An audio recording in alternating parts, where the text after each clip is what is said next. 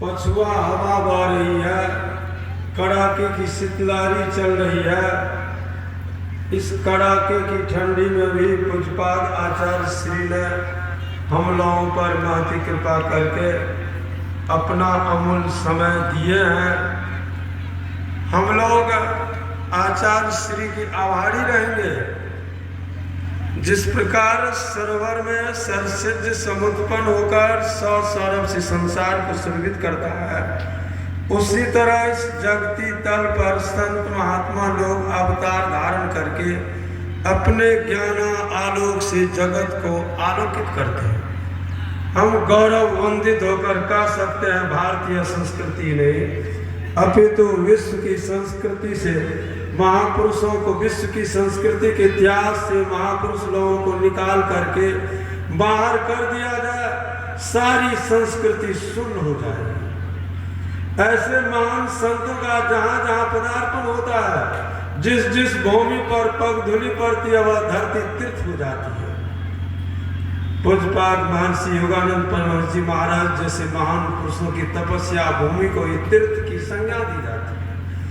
जिस धरती पर महापुरुष लोग वर्षों बैठकर तपस्या करते हैं, ध्यान करते हैं, भक्तों को ज्ञान ध्यान वाली बात सुनाते हैं, उसी धरती को तीर्थ की संज्ञा दी जाती है।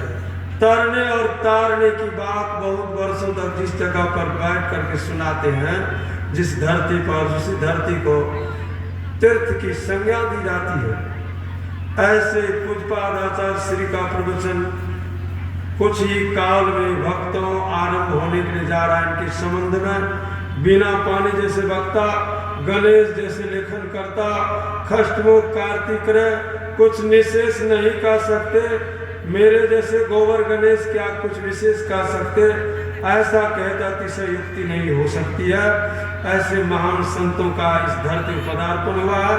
आज इस धरती धन धन हो गई है, हम लोग भी धन धन हो गए हैं।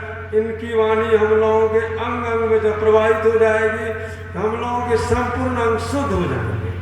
पहले अंग को शुद्ध करना है, इंद्रियां शुद्ध हो जाएगी, इनके बाद मन शुद्ध हो जाएगा, आत्मा में पवित्रता आ जाएगी, तब हमारी आत्मा परम प्रभु परमात्मा को पाने में सक्षम हो सकती है।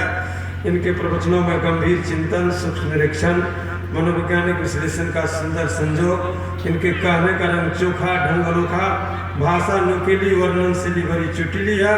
सुनेंगे हम लोगों के सारे पाप का क्षय हो जाएगा और सदा के लिए हम लोग मोक्ष के द्वार में प्रविष्ट हो जाएंगे, शाश्वत शांति की प्राप्ति हो जाएगी। सुनिए हम लोग, अब हम लोग पूज्यपाद आचार्य श्री को सुने, इसी में हम लोगों की भलाई है, कल्याण है।